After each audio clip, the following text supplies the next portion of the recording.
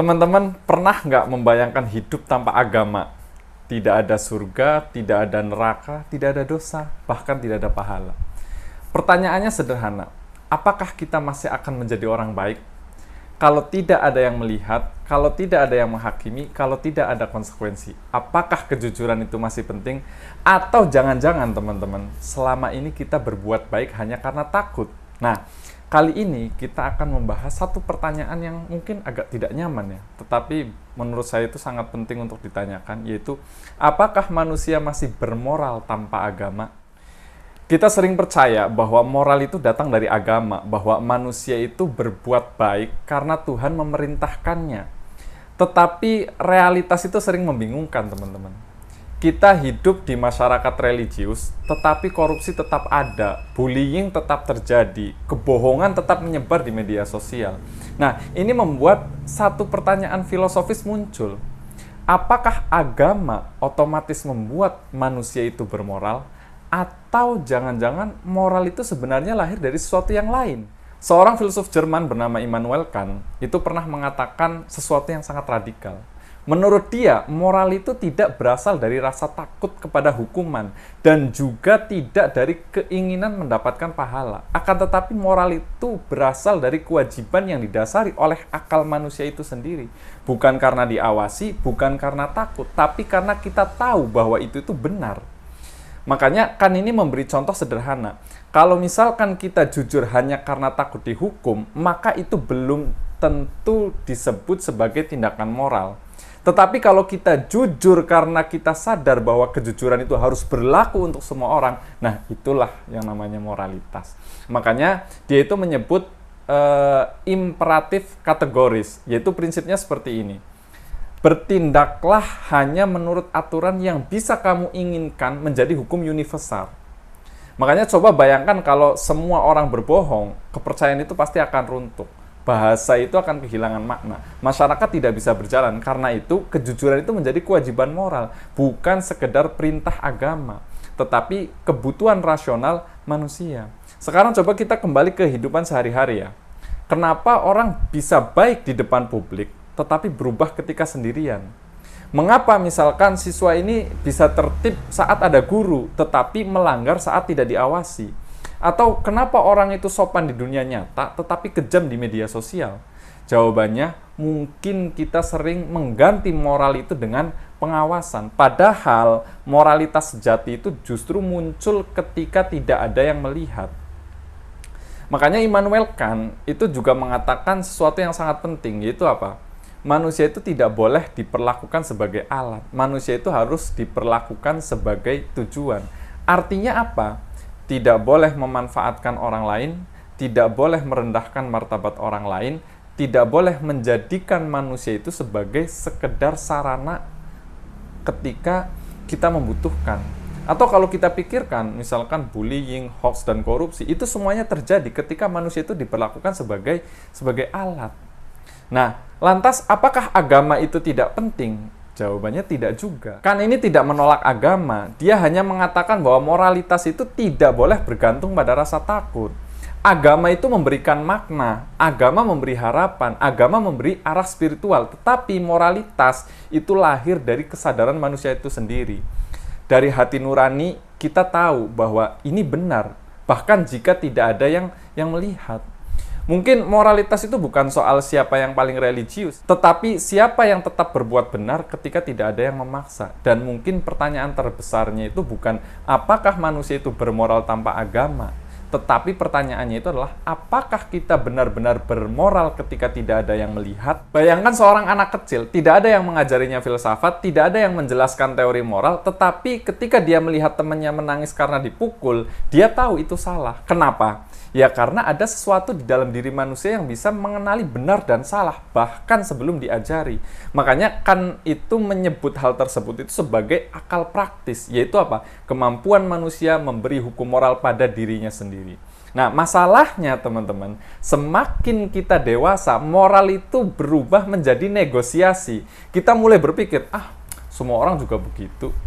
Tidak apa-apalah, sekali saja, atau mungkin yang penting tidak ketahuan. Nah, di titik inilah moral tidak lagi menjadi prinsip, tetapi menjadi strategi. Dan ketika moral menjadi strategi, moral kehilangan maknanya.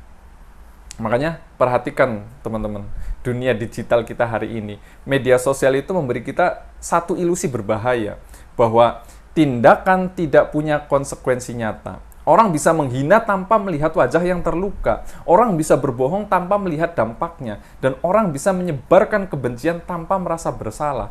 Seolah-olah moral itu berhenti berlaku di internet. Padahal bagi Immanuel Kant, moral itu tidak pernah bergantung pada tempat. Baik di ruang kelas, di rumah, atau di layar ponsel kita, kewajiban moral tetap sama. Makanya Kant ini pernah mengatakan bahwa ada dua hal yang membuat manusia itu takjub. Yang pertama, langit berbintang di atas kita. Yang kedua, hukum moral di dalam diri kita. Nah, mungkin kalimat itu sederhana ya, tetapi sangat dalam maknanya. Langit berbintang mengingatkan kita bahwa manusia itu kecil. Hukum moral mengingatkan kita bahwa manusia itu bermartabat. Dan justru disitulah paradoks manusia. Kita lemah, tetapi kita tahu apa yang kita benar. Sekarang bayangkan gini, bayangkan dunia ini tanpa agama.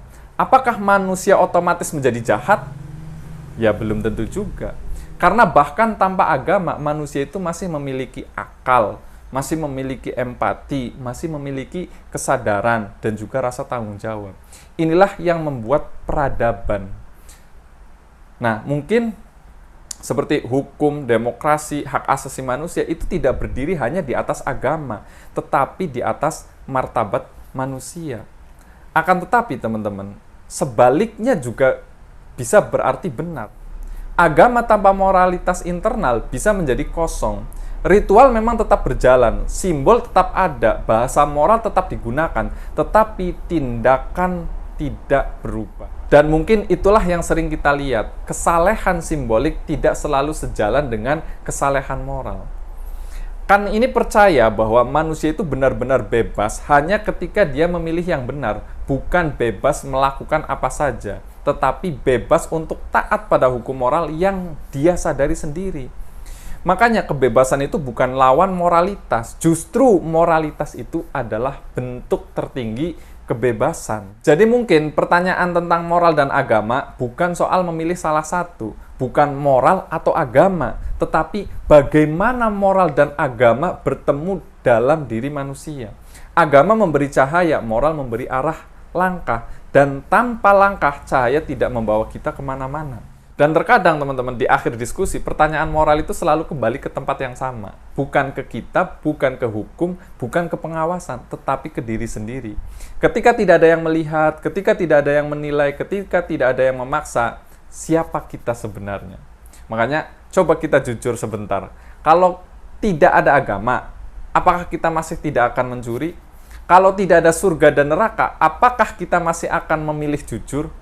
Kalau tidak ada dosa, apakah kita masih akan menolak menyakiti orang lain?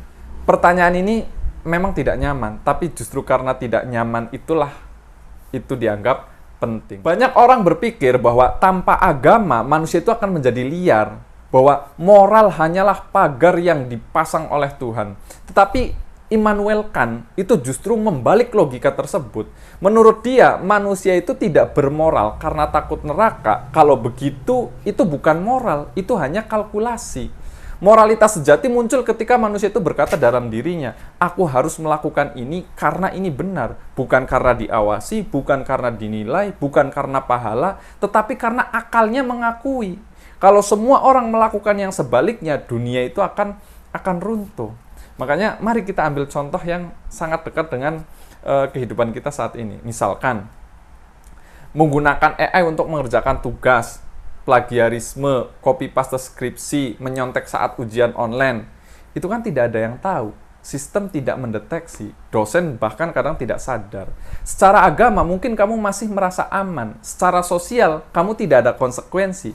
Tapi secara moral, coba gimana? Immanuel Kant itu akan bertanya satu hal sederhana. Apakah kamu ingin aturan ini berlaku untuk semua orang? Kalau semua orang menyontek, ya nilai kehilangan makna, pendidikan akan runtuh, kepercayaan akan hilang.